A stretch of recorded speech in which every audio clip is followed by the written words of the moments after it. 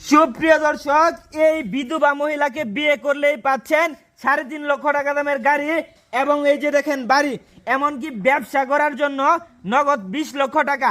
আচ্ছা ভাবি, আপনার হাজবেন্ড কয়দিন আগে মারা গেছে এবং আপনি কেন অনলাইনে আসছেন পাত্র খোঁজার জন্য, এবং পাত্রকে আপনি কি কি দিবেন একটু বিস্তারিত একটু আমাদেরকে বলেন।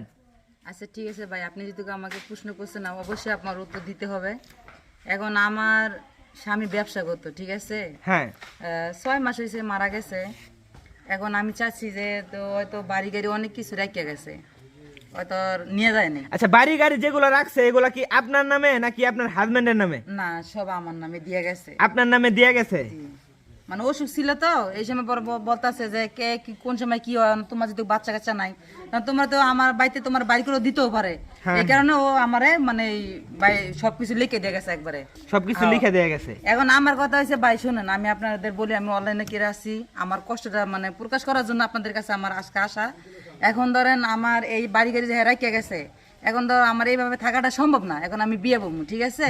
এখন আমার কথা হচ্ছে যদি কোনো ভালো পাত্র ছেলে যদি থাকে তাহলে ধরেন আমার নাম্বার দেওয়া থাকবে, ওইখানে লক করবে, আমার যে বিয়ে করবে সে 20 লক্ষ টাকা পাবে, আমার এই যে বাড়িটা পাবে, আর এই যে গাড়ি আমার জামাইটা স্মৃতি, ঠিক আছে। মানে আপনার হাজবেন্ড এই গাড়িটা চালাইতো?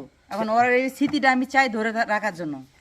আচ্ছা, আপনার হাজবেন্ডের কি আর কোনো ভাই বোন নাই? না না না, ভাই বোন নাই, সমস্ত এখন টাকা পয়সার মালিক আপনি নিজে, আর পরবর্তীতে আপনাকে যে বিয়ে করবে আপনি তাকে সমস্ত কিছু দিয়ে দেবেন।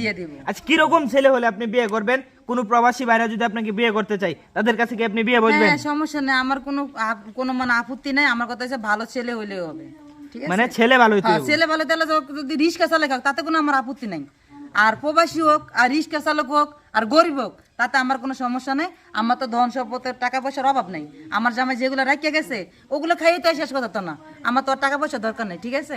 মানে আমার কথা হচ্ছে ছেলে ভালো হইতে হবে, যদি ছেলে ভালো হয় তাহলে আমার ওই যে মোবাইল নাম্বার দেওয়া থাকবে ওইখানে কোয়েন লক দিত।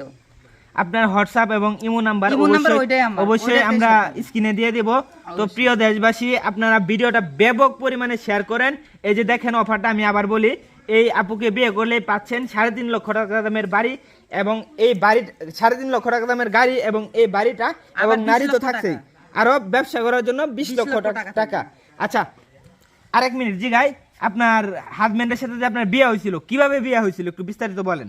আমার হাজবেন্ডের সাথে বিয়ে হয়েছিল ধরেন আপনার বাড়িক ভাবে, কিন্তু আমার বাবা মা কেউ নাই, ঠিক আছে, আমার যে ভাই বোন কেউ নাই, মানে আমি একলা, এই কারণে আমার ওই জায়গার মতো যাওয়ার মতো কোনো প্রসেস নাই যে আমি যাম।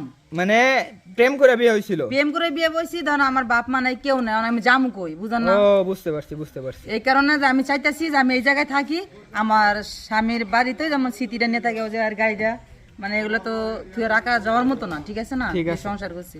সুপ্রিয় দর্শক, ভিডিওটা আপনারা ব্যাপক পরিমাণে শেয়ার করুন এবং আপনারা অবশ্যই কমেন্টে জানাবেন যে বিয়ে করবেন কিনা, আর স্ক্রিনে ফোন নাম্বার দেওয়া থাকবে, আপনারা অবশ্যই ভাবির সাথে যোগাযোগ করবেন। সবাই ভালো থাকবেন, সুস্থ থাকবেন, আমাদের জন্য দোয়া করবেন। আসসালামু আলাইকুম।